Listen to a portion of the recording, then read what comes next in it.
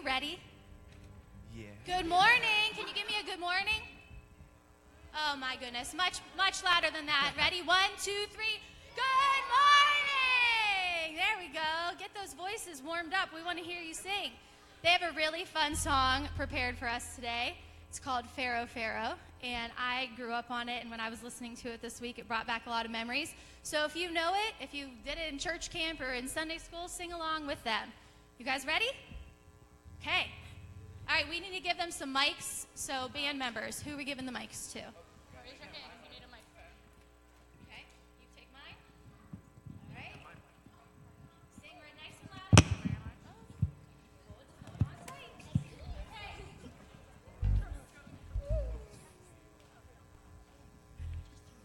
You guys can have a seat. I'm sorry. I'm watching you.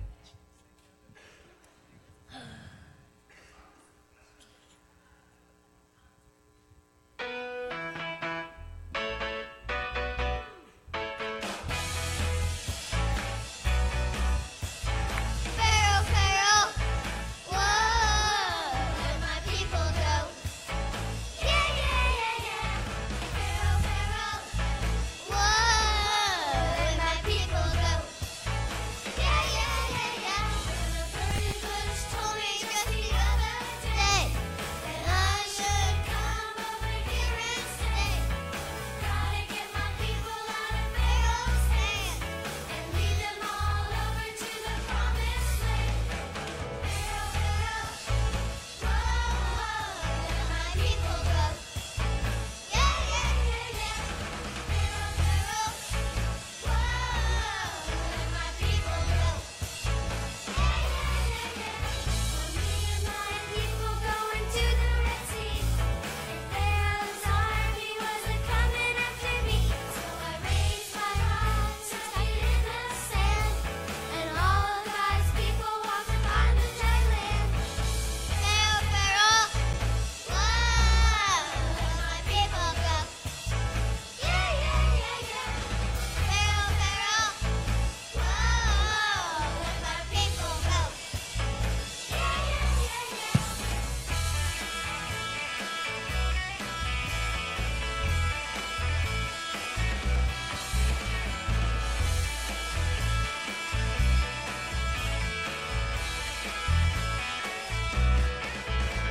Pharaoh's army wasn't coming too.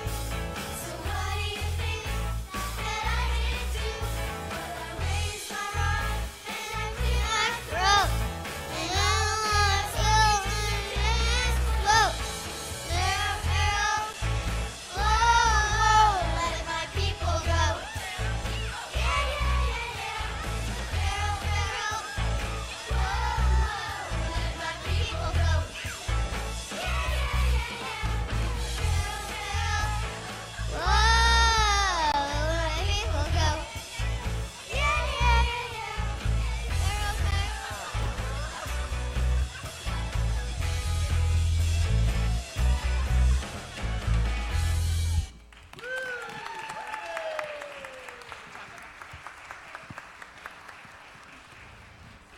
Awesome job, guys. Okay, start walking. Watch the chords. Give them one more round of Woo, applause. great job. Woohoo! Good job, guys. That was awesome. Good job. Good job. All right. As these beautiful children leave the stage, we now have a chance to continue to worship together and to take some time to pray for the week ahead and reflect on the week that has passed. So if you guys know this song, feel free to sing along with us. We're going to worship together. Lead me to the cross.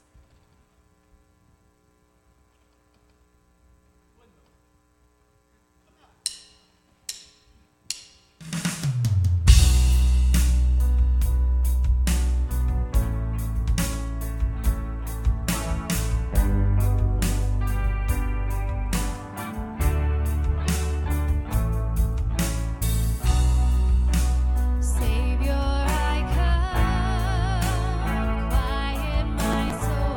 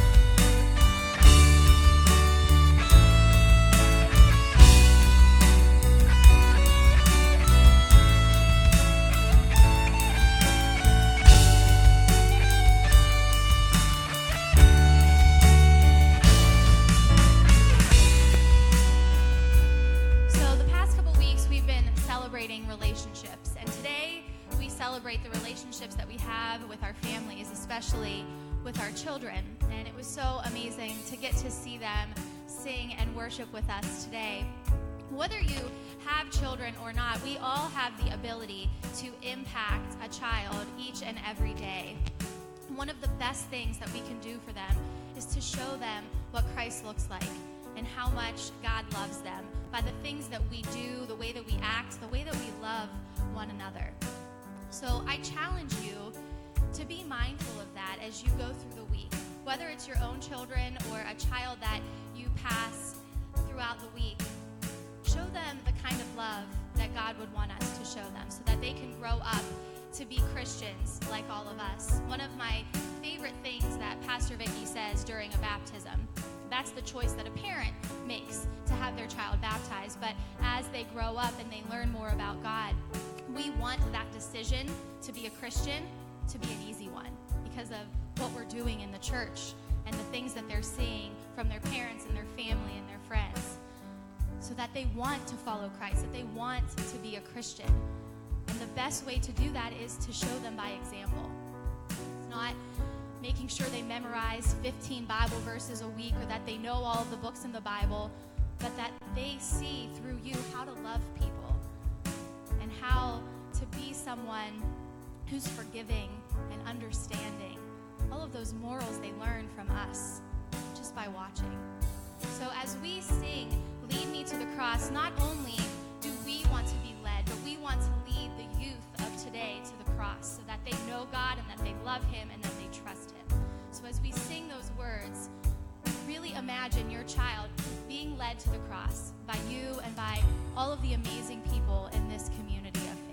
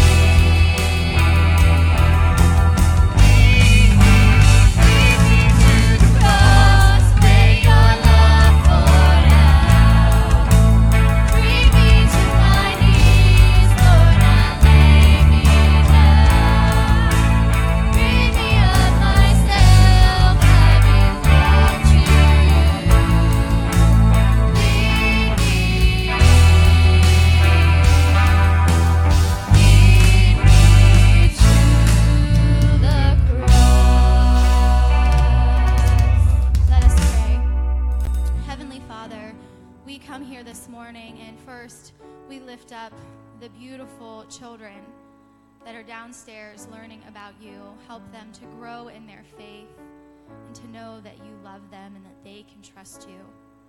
But Lord, this morning we also lift up every person in this room. Help them to realize the difference that they can make in the life of a child.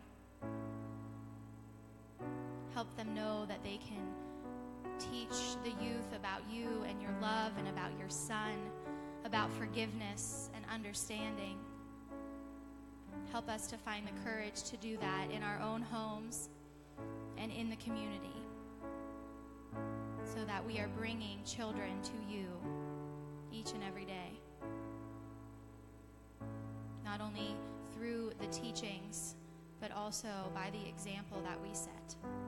Help us to show them what unconditional love means, so that they can in turn share it with everyone in their life. And now let us join together in the prayer that your Son taught us to pray, saying, Our Father, who art in heaven, hallowed be thy name. Thy kingdom come, thy will be done, on earth as it is in heaven. Give us this day our daily bread, and forgive us our sins, as we forgive those who sin against us. And lead us not into temptation, but deliver us from evil. For thine is the kingdom, and the power, and the glory forever. Amen.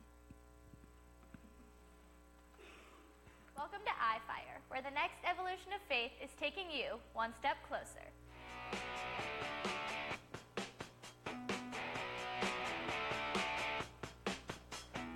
Whether you are a first-time guest or a lifelong member, go ahead and fill out your Connect card. If you are a first-time guest, please indicate that on the card. The church gives $5 to the Emmanuel Care Center for every first-time guest who fills out a card. And be sure to flip over the card for the latest sign-up opportunity. Bringing children one step closer to Jesus is central to our identity at iFire. Our nursery is available for children 6 weeks to 3 years old. For kids in preschool through 6th grade, we have commotion downstairs starting 15 minutes before the service. Just ask any greeter where to go.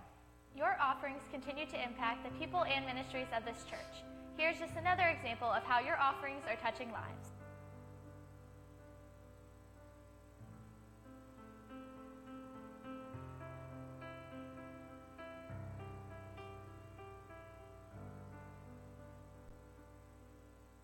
You can text to give or give online by going to ifiregerard.com and clicking on Give. Or you can drop your offering with your Connect card on the metal kiosks on your way out. Do you struggle with constant bouts of nervousness? Do you have trouble concentrating because you feel anxious all the time? Many people never seek help because they feel like they have nowhere to turn. Well, you are not alone, and we have a place for you to turn. Starting March 7th, Kim Fisher will be leading an anxiety support group here at the church. They will meet at 7 p.m. the first and third Tuesdays of every month here in the Connections Cafe. The group is here for you to see that you are not alone and to give you the support you need to live every day fearlessly. Financial Peace University is a 9-week course that has helped many people in this church take control of their money and their lives. FPU is fun, but more importantly, it is life-changing. If you're not sure it's for you, come to our FPU preview. We're going to meet in the Connections Cafe at 7 p.m. on February 23rd for that. The class officially kicks off the following Thursday, March 2nd at 7 p.m. In 90 minutes a week, you can learn how to manage your money so it doesn't manage you. We're still looking for chili makers and treat bakers for our chili cook-off and bake-off. There's going to be line dancing after the food tasting and voting. And remember, you don't have to cook to attend. We need people to show up and eat and vote for me. I mean, the best cook and baker. Yeah, that's what I meant. But if you do want to cook, sign up on the back of your Connect card and let us know. Don't forget to follow iFire Gerard on Facebook, Instagram, and Twitter to stay connected throughout the week. And on YouTube to see all of our videos, including this one.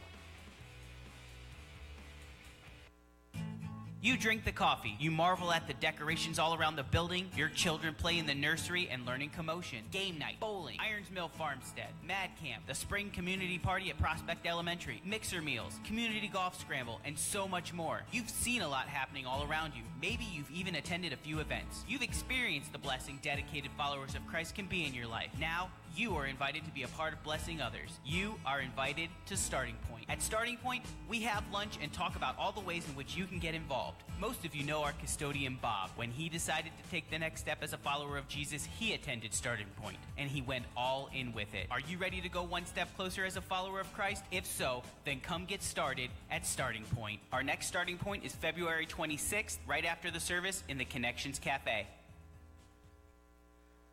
All right. So, we're continuing the message series of My Kind of Crazy, which, by the way, describes just about everything in my life. It's kind of crazy. Usually when Vicky gets up here, she tells some kind of story that, like is a great illustration about her life. Usually it's either about Walmart or Ken. And I don't have Ken.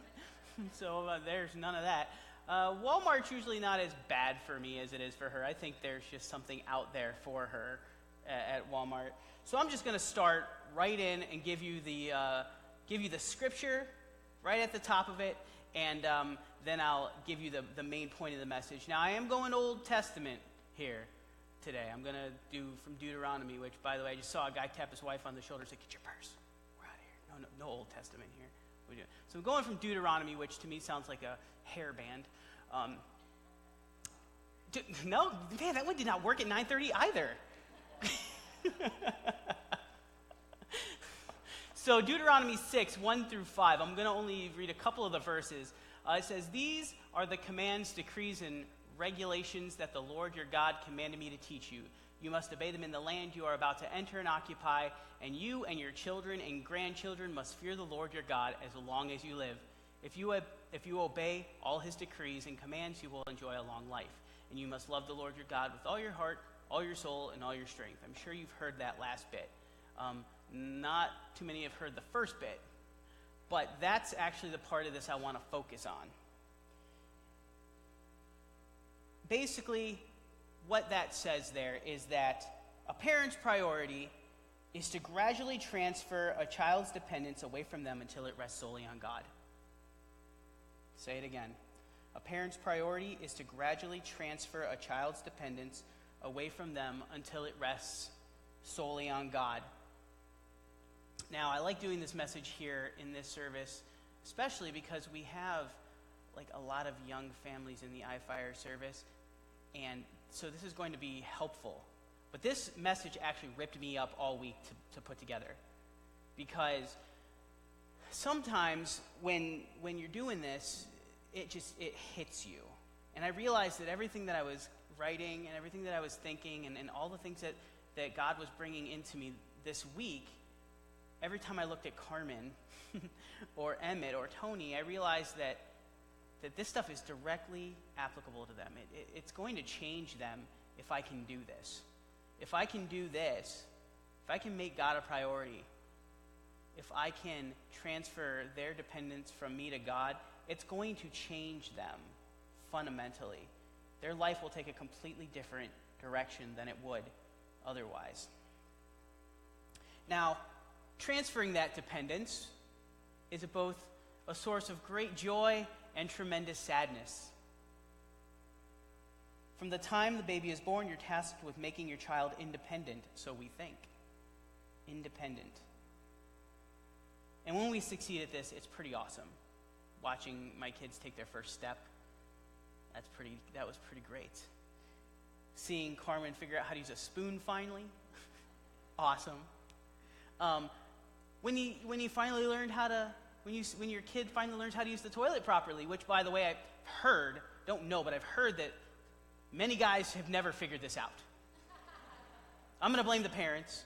I blame the parents, but that's what I've heard. I've just heard that they don't figure that out. Or maybe it's older things. Older things like helping them learn to drive and get that driver's license. Or watching them walk down the aisle. And then you get to witness the ultimate joyous tragedy, hearing them say, "I do." Now, I've got a long ways to go yet before that happens with me. But I can already start to I can see right clear as day Angela losing her stuff, just crying all over the place, and I will have actually started that, I'm sure.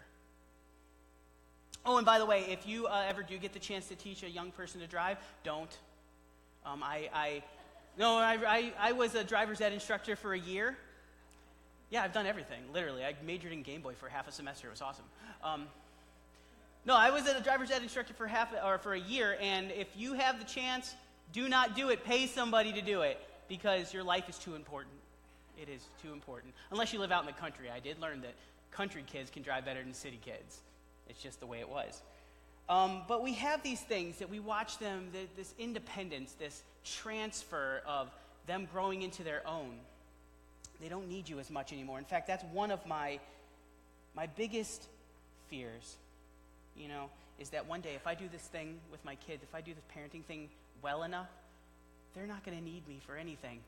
That's a fear. But it's also what I work for.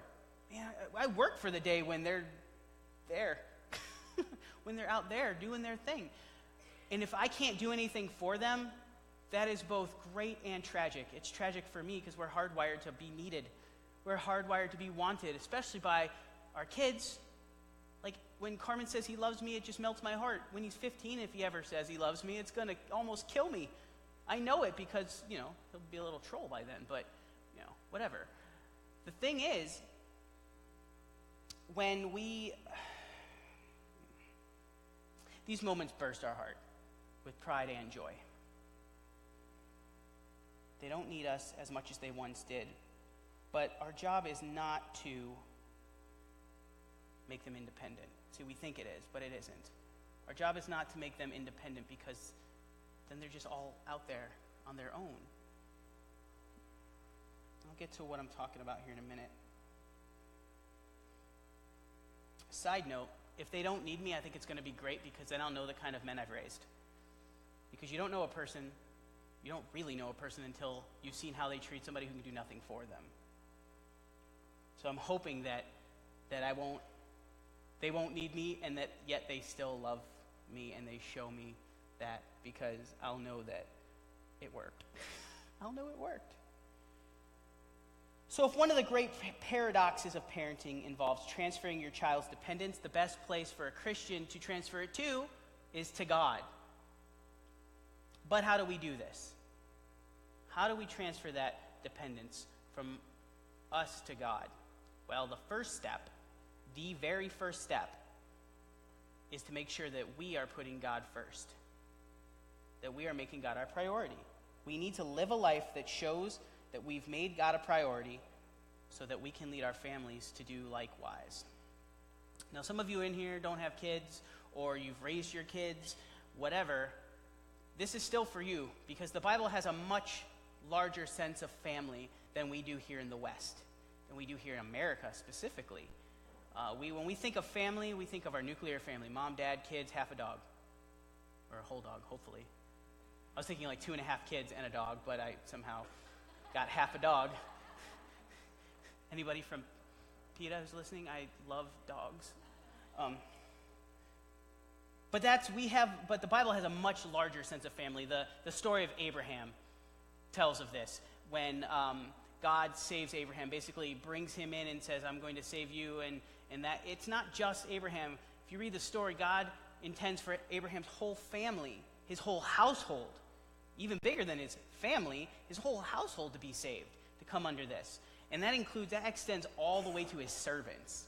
So if you don't have kids, or you've raised your kids or whatever, family in this context is whoever's watching you. Whoever's watching you, wherever your sphere of influence is. That's who I'm talking about. So this is still for you. So if a parent's priority is to gradually transfer their child's dependence away from them until it rests solely on God, then what's the problem?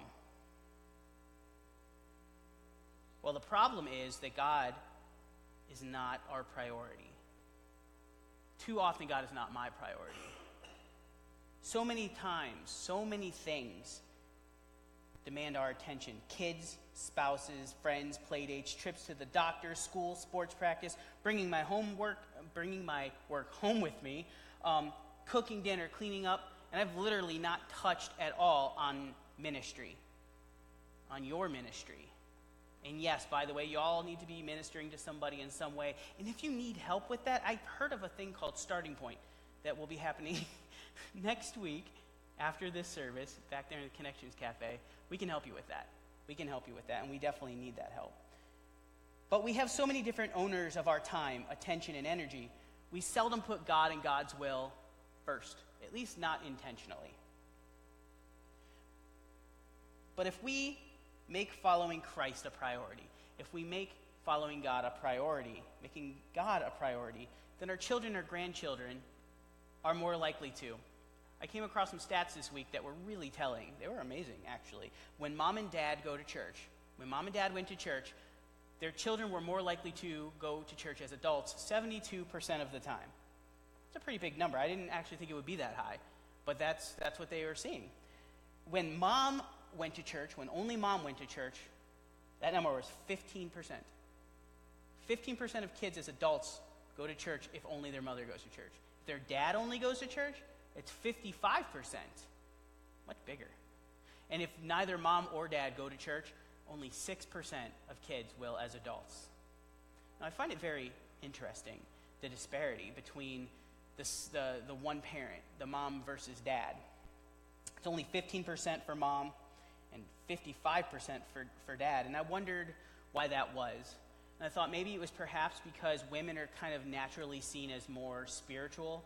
And so because that's the natural state of a woman, that maybe that people just kind of push that off to the side. And it's like, oh, well, that's nice. That's mom's thing, you know. Of course she's going to go to church. That's one way to look at it. It's a nice way to look at it.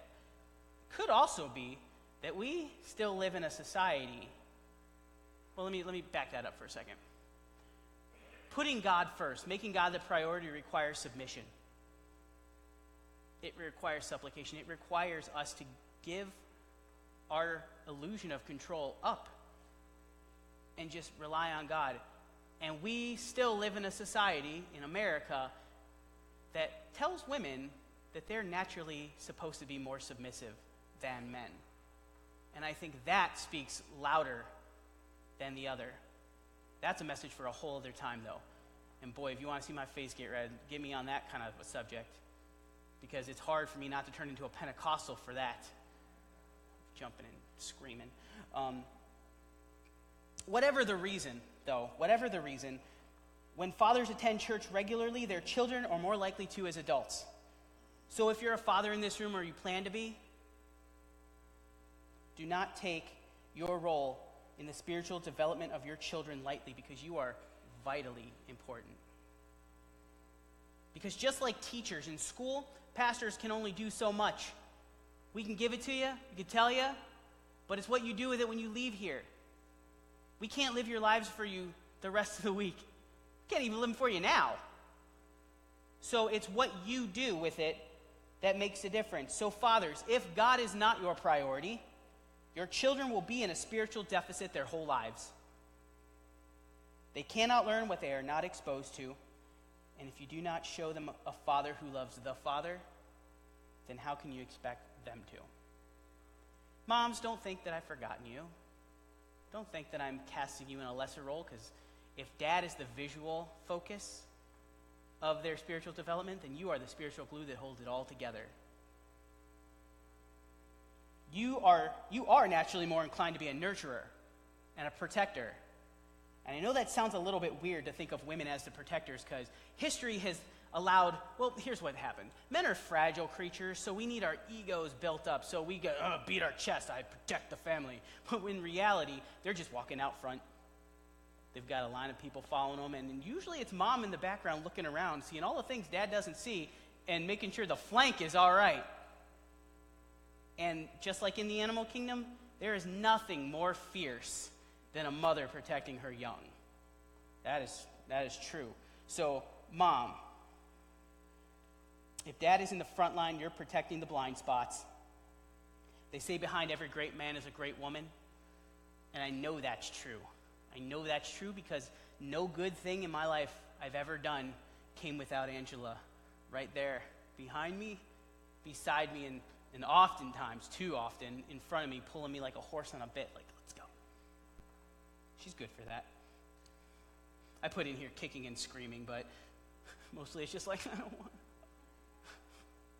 Mothers, if you do not make God your priority, then your nurturing is nothing more than an anesthetic to dull the pain of the world, and your protecting is merely backing your family into a corner, hoping the predator doesn't find you. When you make God your priority, you can nurture from the endless fountain of compassion, grace, and love that comes from an intimate knowledge and experience of God. And the protection you offer will be fortified by the divine strength that only comes through allowing the Holy Spirit to work within you. Now, if you're a single parent in here, I have not forgotten you, and you already know what I'm going to say is true. You have to work harder. You have to work harder because you get to act as mom and dad. But I've got great news, because you don't have to do it alone. See, a lot of single parents isolate themselves. They feel isolated because they think they have to do everything. But Kim Brunton brought this up last week on a completely different conversation, but she said, she called it family by proximity. She called it family by proximity, which, yeah, I used it. Told you I was gonna. When you said that, I was like, oh, that's going in. Family by proximity, and this church does that well. It's really a communal sense of family where we find family that isn't blood related but is no less important in our lives. Finding truly extended family is the one thing that all successful single parents do because they know that it's impossible for one person to be everything. God did not make us that way. God made us to be relational and social, and if that were not the case, then we would all be exactly the same. It's our differences that make us important to each other. It's what makes us needed by each other. Now, single parents, if you do not make God your priority, then you're cutting yourself off from the most important relationship you can have. Solely relying on God gives single parents a focus in what can often feel like a hectic and crazy world set up to see you fail. As I said earlier, single parents have a tendency to isolate themselves, or they feel isolated, even if they're not. But by making God a priority, making God the priority, you will be led into relationships you never thought were there. You never even knew they existed. Putting God first will lead you to include others in your life. You'll be teaching your children that community, not isolation, is the preferred state of being. And this, by the way, is a lesson for not just single parents, this is for everybody. That's a lesson that we could all grab onto and go to teach that community and not isolation is the preferred state. Then we would change generations. The next generation, the following, the world. We would change the world if we could grab onto that. Now, if all of that is true, then why don't we make God a priority in our lives? Why is it often the last relationship we cultivate rather than the first? Kind of like saving money, honestly. A lot of us save money in this way. We do our budget, if we do one at all, and we have the mentality that whatever's left we'll put in the savings account. Never happens. That stuff gets sucked up so fast. We find other reasons for it, but if we do it first, kind of like the idea of tithing. We give that off the top, we save off the top, and we work with what's left. Find that life is a little bit different. Same thing with God. If we put God first, it's different than if we put God last. So why don't we do it? Why don't we do it? Well, and here's where I'm about to get real. We don't do it because unlike God, we are selfish. Man, was that harsh? It sounded harsh. It felt harsh. Let me soften the blow a little bit by giving you some context, because I don't want you, same guy, it was just like, no, really get your purse now. I ain't having him tell me. Now listen, if you know me, I'm not one of those people who goes around thinking we are just like all completely hopeless. Like we're all sinners and we're hopeless and we can't do it and whatever. No, that's not me. Let me give you a little bit of context about what I mean when I say we are selfish. If you're under 100 years old, raise your hand. If you're over 100 years old, God bless you. If you're under 100 years old, you've lived half of your life in a culture that has for almost 60 years been building on the idea that the individual is the driving focus and force behind all that it does. And if you're under 70, you've never known anything else. Rampant individualism exploded in the 60s and has been a defining characteristic of American culture ever since. So, also, I was just going to throw out there baby boomers and Gen Xers who might want to remember that the next time you start whining about those entitled millennials. Because the baby boomers raised the generation that gave rise to individualism. And the Gen Xers raised the millennials, seeped in nothing else. You can't have the individual as the central paradigm of your experience and then not feel like you deserve everything. So we didn't just wake up this way. Society didn't just wake up with it. We've been moving this way since the 60s. And that extends to our family lives. It's how we insulate our families. It's how we make decisions based on how we can personally benefit, how we spend our money, how we vote, how we entertain ourselves, how we interact with others. It's all about me, me, me. Or with my family, my nuclear family, me and Angela and the kids, it's oftentimes about us, us, us. It's like, what are we getting out of it, or how can we benefit? I'm not going to do this thing because it costs me something, whether it's time, money, effort, whatever. Or I do a cost-benefit analysis. How many of you do this in your family where you're like, I would do that, but you just don't feel like you're getting enough back? And that's where we are. That's where we are because of where we've come from since the 60s. So with all that in mind, we ask, what do I want? What can I get? What's in it for me? What are we going to do? What do we do? Do we simply just shrug our shoulders? I don't know. That's just the way it is. That's just the way it is, so there's nothing I can do. No.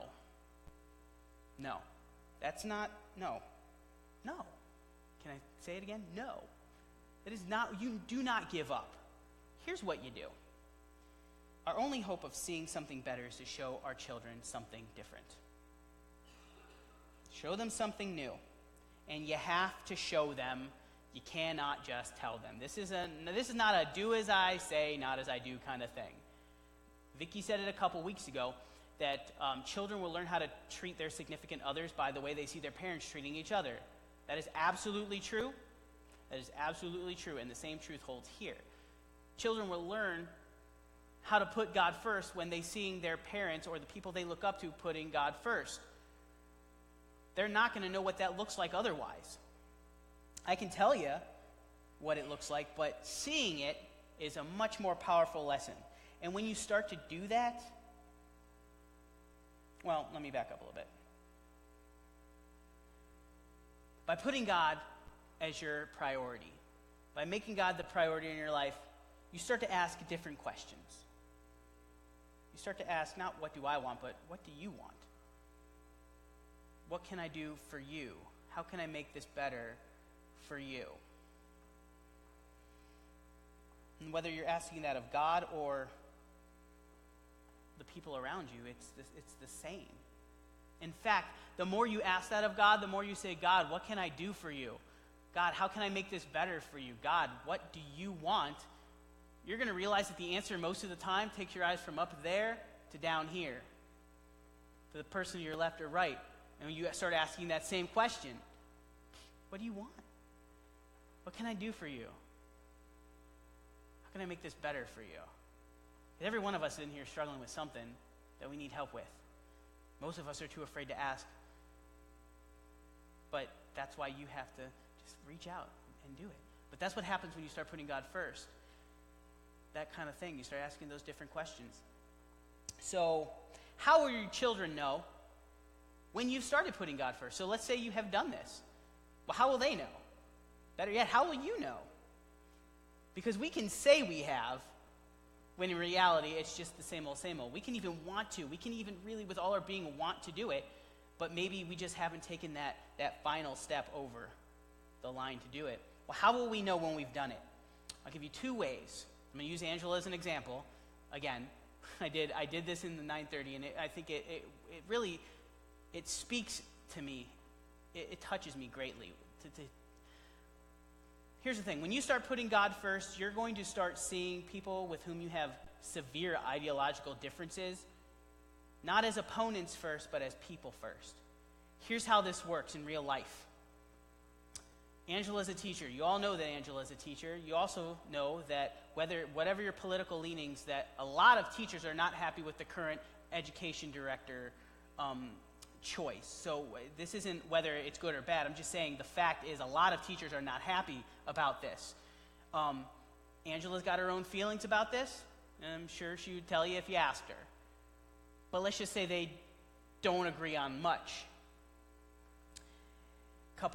Last week before, Betsy DeVos got blocked out of a public school. Did you guys hear about that on the news, where a bunch of protesters wouldn't let her in the building? And I have a lot of teacher friends who are like, yeah, good for them, screw her. Man, that's on tape. But they were very happy. But Angela, I expected that exact same thing. But that didn't happen. What happened amazed me, and it made me realize something about her. Angela said to me, she tells me this story, and she goes, I read that, and I thought to myself, that poor woman. And I just stopped in my tracks, like, what? Here's a woman with whom Angela could not agree on almost anything. And instead of saying, good for her, or good for them, forget her, she thought, man, that poor woman, she's just trying to do her job. That's what putting God first looks like. Because when you put God first, you will start to see your enemy or your opponent as a human being first. And you start to say things like, that poor woman. And boy, that starts to have an impact on your heart, and it really changes your perspective. Because it doesn't mean she doesn't disagree, or that you can't disagree.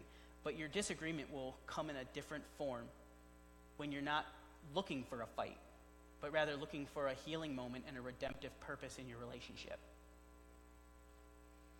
Another way to know that you started putting God first is when you stop taking everything so personally. And I mean everything even the things that are actually personal. When somebody actually tries to hurt your feelings, and when you stop taking all of that so personally, you'll know that you've started to put God first, and here's why. Because when you put God first, you are in the central focus of God. When you put God first, God's right here all the time. And you'll know one thing, just one thing, when you put God first. And that is, the one that created you loves you. The one that created you loves you, and nothing that anybody can say about you or your worth will ever be able to touch that. If you operate out of a position where you know that God loves you and that the rest is noise, that is so empowering. And it allows you to see others rather than opponents. So when you've started to put God first, you'll know that. So when you're doing that, or when you see that, and that lives out in your life, your kids are going to see that. And they'll see that living out in your life. And guess what? They'll start to pick up on that kind of stuff.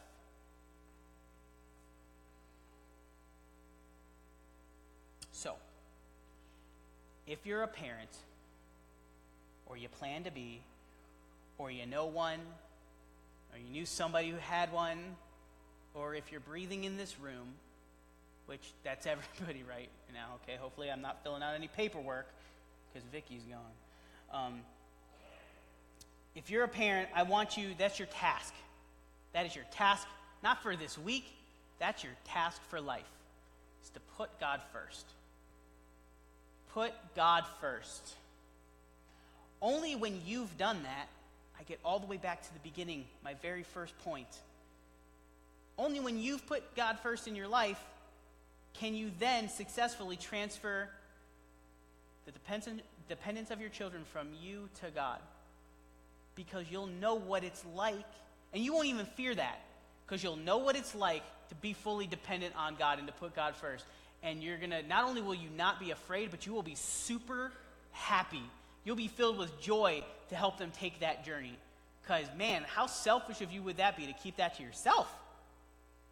No, we don't do that. We want the good things for our kids, and that is the best thing. That is the best thing. If you don't have any kids, or you've raised your kids or whatever, you're not out of the woods. You don't get a free pass on this, because guess what? There's somebody somewhere in this world who thinks you're worth watching, who thinks you're worth emulating. So guess what? You have power. You have an impact. You can have an effect. You can change a life just by putting God first and letting them see what that looks like. So, what are you teaching people? What are you teaching your families? What are you teaching them? Are you showing them a mother, a father, a sister, brother, friend that is putting God first? That's seeing others as humans first. That's living in the realization that they are a loved child of God first, that operates out of that. Are you showing them that? Is that what you're teaching them? Or are you teaching them something else? I want you to examine yourself this week and find the answer to that. And if it's not what you like, and I can guarantee you it's not going to be what you like, because we can all take one step closer to God in doing that. We can all do that, including me, especially me. So that's the challenge. So I want you to go ahead and pray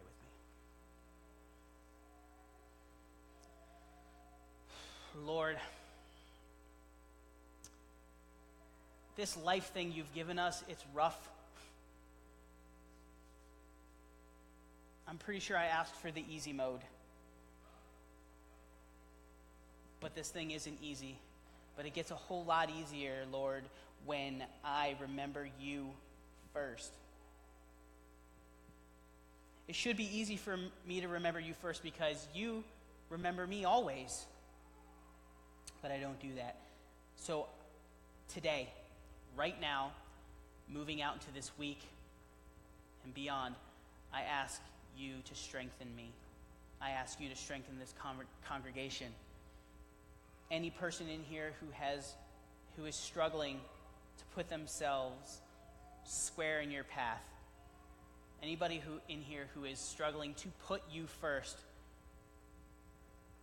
I pray for them right now. I pray that your Spirit work within us to take us one step closer to you until we're standing right next to you, because it's impossible not to put you first when all we can see is you.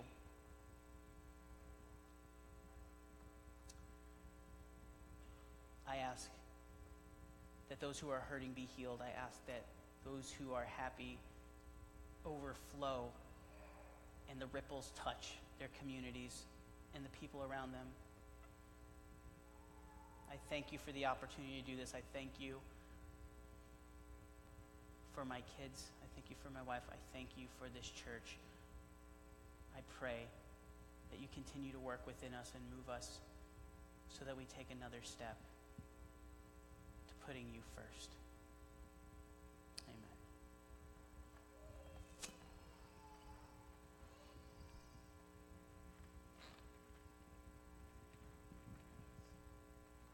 Forgot I was singing.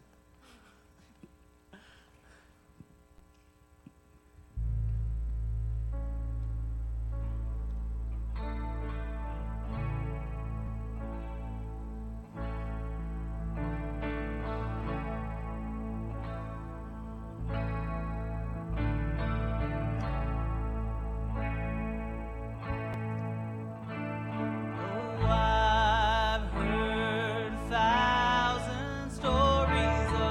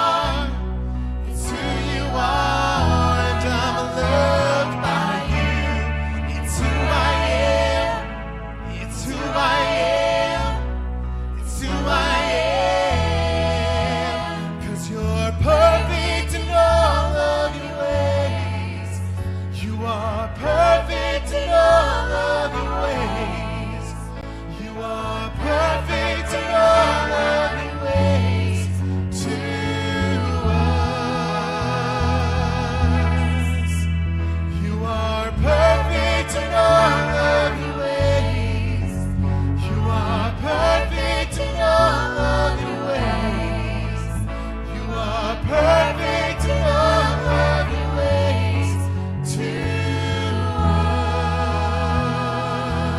us.